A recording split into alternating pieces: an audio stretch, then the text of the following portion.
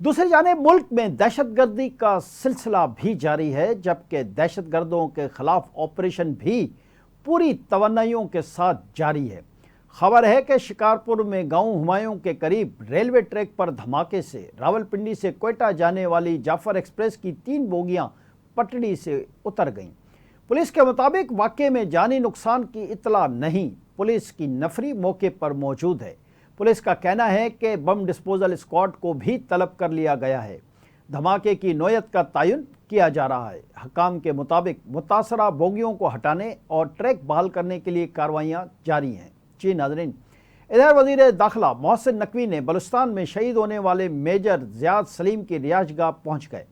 شہید کی والدہ اور دیگر اہل خانہ سے دلی ہمدردی اور افسوس کا اظہار کیا۔ محسن نقوی نے شہید میجر زیاد سلیم کی والدہ، بہن اور بھائیوں کے بلند حوصلوں کو سراہتے ہوئے کہا کہ شہداء کے خاندان کا قربانیوں کا قرض قوم نہیں اتار سکتی۔ انہوں نے کہا کہ شہید میجر زیاد سلیم کی بے مثال قربانی کو ہمیشہ یاد رکھا جائے گا۔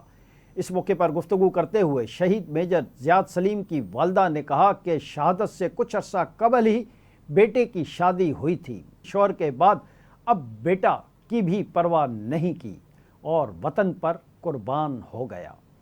ہمیشہ وطن اور پاک افواج کے ساتھ کھڑی رہی ہوں اور رہوں گی۔